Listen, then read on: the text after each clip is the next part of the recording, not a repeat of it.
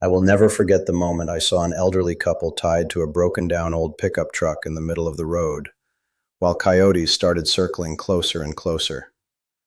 My heart raced because I knew that if I didn't do something, something terrible was bound to happen right there. What happened next completely changed that day.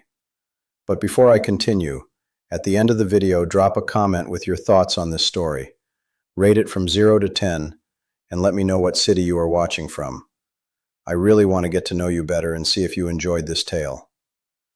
Night falls over Highway 50 like spilled ink across the high desert.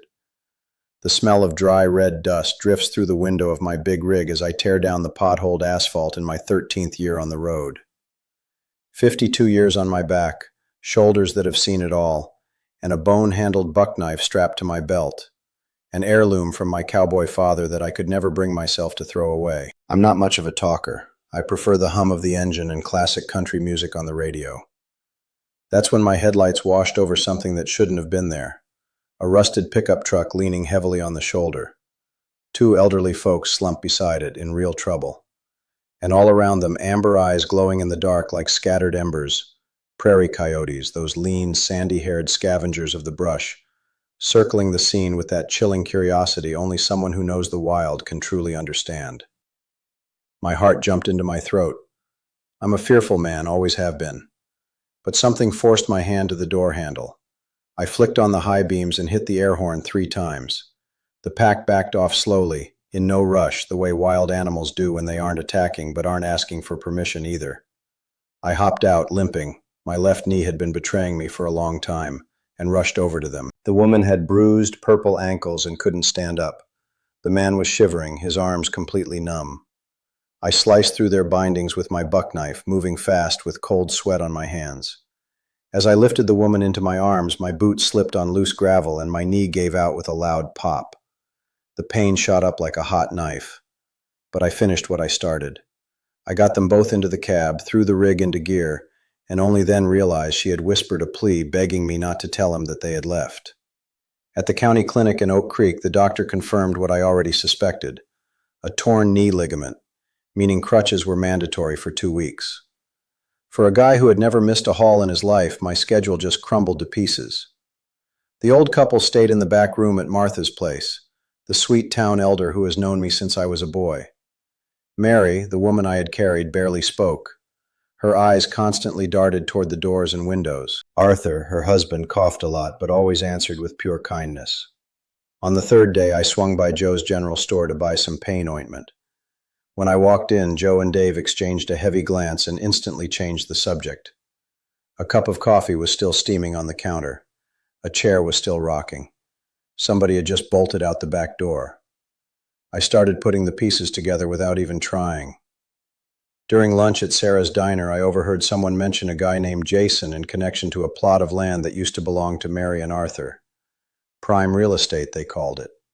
Land that turns a heavy profit. The information sank in my stomach like a lead weight. I decided to go see for myself. Leaning on my crutches, I drove my rig to the edge of this Jason's property and watched from a distance. I saw a man in his early 40s wearing a cheap suit, his hair slicked back perfectly, pacing the grounds with a clipboard, measuring everything as if he already owned the place. His assistant was taking pictures of every corner. Nothing illegal on the surface, but everything felt rotten underneath. That night I asked Mary straight out what had happened. She cried for the first time and told me the whole story. Jason was a distant nephew who showed up after the death of their only son 2 years ago. Since then, he had been moving in, taking control, and making demands. When she refused to sign the deed transferring the land, things got worse. The coyotes that night were just bad luck, not the real danger, because the worst had already happened long before. I couldn't sleep. I knew the stench of corrupt power all too well. 20 years ago, I was a logistics manager at a freight company. I had money. I wore the suits. That was until the day I caught my boss faking an accident report to avoid paying a settlement to a family of dockhands. I handed the documents over to the state inspectors. I lost my job, lost my apartment, lost my girlfriend. All I got out of it was my dad's old truck and a clear conscience. I never regretted it, but I also never again had the power to fight power. And that hurts. I went down to the county clerk's office in Oak Creek to figure out the situation. I discovered there was a squatter's rights claim, an adverse possession case, in progress, filed by Jason, claiming the property had been abandoned. Emily, the clerk, explained that the deadline to contest it was up in 11 days. Mary had no lawyer, no money, and could barely walk. I walked out of there with a lump in my throat. My knee played a trick on me on the front steps. I tripped and my crutch slipped on the uneven cobblestone pavement. A little girl grabbed my arm to steady me. It was Lily, Martha's granddaughter. In that ridiculous moment, sprawled out on the sidewalk, I realized I was going to fight for Mary. I didn't know how, but I was going to do it. The news that I was asking questions reached Jason before lunchtime. He doesn't yell. He doesn't make direct threats. He operates with the coldness of a man who believes everything has a price and everyone has a weak spot. That afternoon, my big rig, parked over at Mike's garage, was found with its rear tires slashed. No proof, no witnesses. The next day, Jessica, the only lawyer who had agreed to hear me out pro bono, called to say she couldn't help us anymore. Her voice was shaking. I didn't ask why. I already knew. And on the 13th day, Jason showed up in person. Not at Mary's place. He showed up at the clinic where I was doing my physical therapy, sat down right next to me, flashed a picture-perfect smile, and quietly mentioned that he knew I had a brother up in Denver with pending debt from a labor dispute, and that those kinds of things could either get very complicated or simply disappear, depending on how folks decided to act. Then he stood up, adjusted his collar, and walked away as if we had just been chatting about the weather. I sat there staring at the blank white wall for 40 minutes. I called my brother and confirmed the threat. Then I called Kevin, Jason's assistant. I knew him in passing. I knew he was from Pine Ridge, the son of a ranch hand just like me. I set up a meeting on a back road at dusk, with the heavy red sun of the high desert sinking on the horizon. Kevin showed up. He was shaking, but he came, and he spilled everything.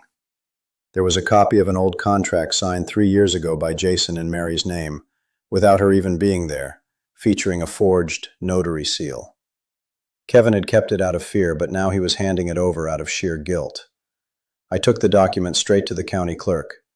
Emily recognized the forgery immediately, and the property claim was suspended. But Jason, tipped off within hours by someone on the inside, sped out of town, taking the original copies of the other papers with him, and vanished before any formal legal action could be taken against him. It was a small victory, but it left a massive gaping wound. I spent the night of the 17th day going over everything with Mary, Arthur, and Martha around a worn wooden kitchen table, bathed in the yellow glow of a light bulb flickering in the wind. Then Mary stood up slowly, leaned heavily on her walker, and made her way to the back of the room. From underneath her mattress, she pulled out an aged, yellowing plastic envelope.